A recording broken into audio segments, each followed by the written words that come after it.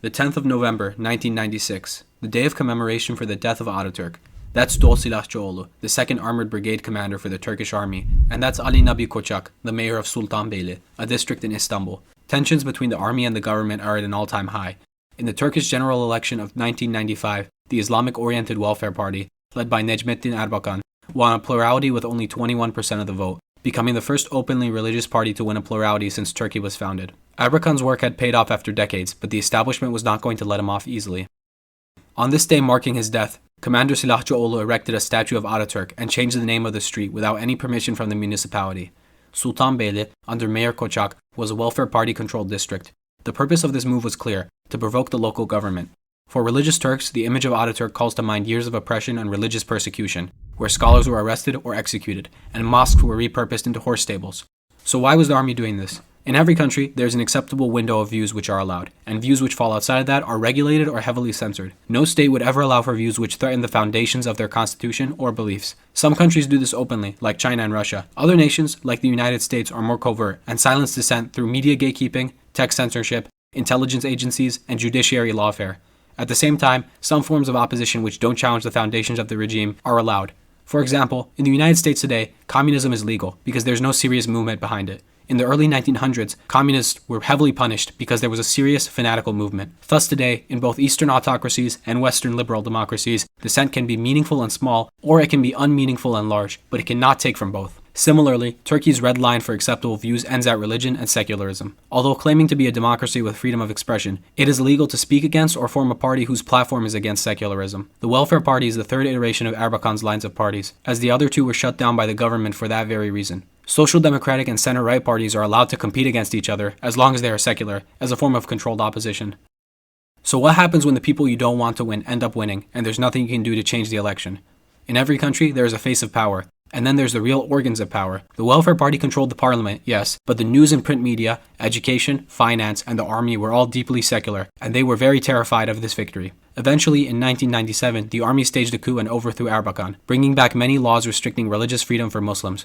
But what happened before that is interesting. Newspapers almost non-stop released fear-mongering headlines about Turkey, turning into Afghanistan, and ridiculing any flaw they could find in Erbakan. Old heads of government and politicians like Süleyman Demirel and Mesut Yılmaz contributed to the fear-mongering and made subtle implications that a coup had to happen. The army's job was to stand behind the other organs of power and provoke the government.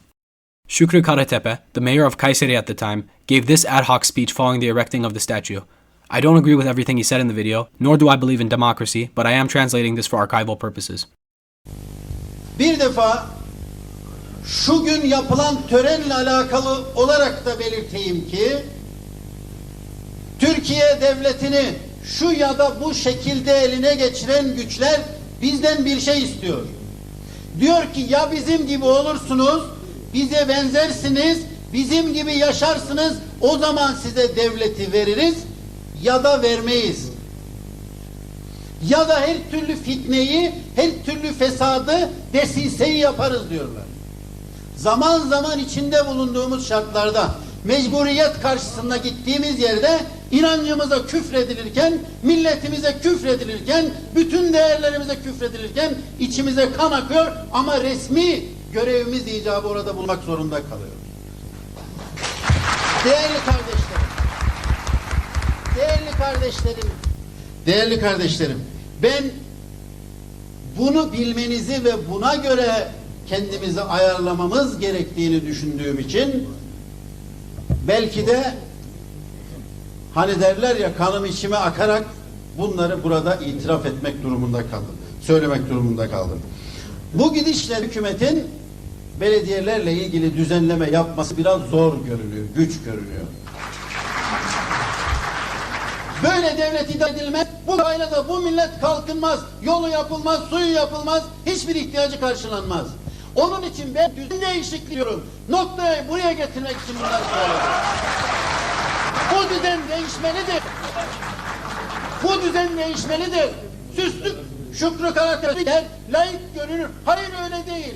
Tek başıma da kalsam, Refah Partili olarak yeryüzünde tek başıma da kalsam bu zulüm rejimi değişmelidir. Tek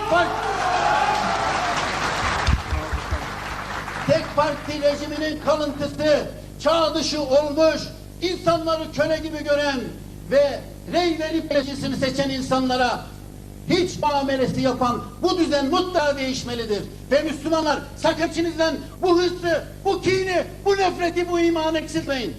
Belki yukarıda mecburiyetler vardır. Başbakanın mecburiyeti vardır. Bakanın mecburiyeti vardır. Milletvekilinin mecburiyeti vardır. Ama sizin mecburiyetiniz yok. İnançlarınıza, değerlerinize sarılın. Sakın ha bugüne kadarki değerlerinizden hiçbir taviz vermeyin. Harman ola dönüp gelecek inşallah. İnşallah. Hala bilesiniz ki Türkiye'de şekli manada demokrasi var. Türkiye'nin rejimi demokratik değildir.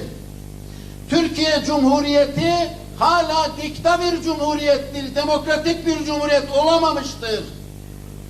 Geçenlerde bana diyorlar, şucu değilim, bucu değilim de şekli manada hiçbir şeyci değilim. Adı cumhuriyet olmuş, ne fark eder ki? 100 türlü cumhuriyet var. Sovyet Sosyalist Cumhuriyetler Birliği de vardı. Yugoslav Cumhuriyeti de vardı. Suriye'de Cumhuriyet, Çin'de Cumhuriyet. Tek başına Cumhuriyet olması yetmez. For this speech, he was tried in the National Security Court and sentenced to 1 year in prison. Şevket Kazan, who was the Turkish justice minister at the time for the welfare government, wrote a book years later on the coup. An excerpt from his book compiles all the sensational headlines released 1 to 2 days after the event by newspapers and media. Şükrü Karatepe, I participated in the ceremonies crying blood. From Hürriyet, here's their real faces. From Sabah. Huge reaction to Karatepe. From Milliyet, heinous attack on Atatürk's bust in Kartal. From Sabah. Şükrü Karatepe, the welfare party can't succeed. And the more they speak, the more nonsense. From Hürriyet, Erbakan, this is a provocation. From Hürriyet, RP minister in trouble. I should have shut up on November 10th. From Milliyet. Ali Nabi Koçak, in an interview in 2020 with Anatolian Agency, had this to say. Bu gece yakacaklar, benim üzerime atacaklar. Biz de burada 24 saat nöbet tutuyoruz dedik ve zabıtaya 8'er saat arayla nöbetle 24 saat nöbet tuttuk. Tabii hedef oydu. Gece kendileri gelip yakacaklardı, bizim üzerimize atacaklardı. What's the takeaway from all of this? Çevik Bir, an army general at the time and one of the architects of the 1997 coup, gives a good insight. We successfully came to the end of this process without using guns, but by creating sensitivity in civil society and media against the dangers of reactionaryism and evoking sensitivity at the highest body of the state like the National Security Council. This historic event is not a coup d'etat, it is a democratic postmodern coup in which civil society took part. Bir is tooting his own horn a little. Civil society has been used in coup d'etats for a long time, and tanks did roll on the streets, so guns were used. But the principle is correct. In the modern age, coups and subversion are done through civil society and with multiple levers of power, not just with the army. When the United States wants regime change or color revolution, its first allies are student groups and NGOs. This trend followed through in the late 2000s and early 2010s against Erdogan. Turkey witnessed a dramatic rise in the number of anti-EU and anti-AK party organizations in the last decade. Despite their appearance in civilian garb, most of these NGOs were actually founded or run by former soldiers. If you live in Turkey, you may know of the Republic rallies. If you're an outsider, you've definitely heard of the 2013 Gezi Park protests, where millions of Kemalists, leftists, Alevis, and homosexuals marched on cities across Turkey against Erdogan's government. But that's a video for another time.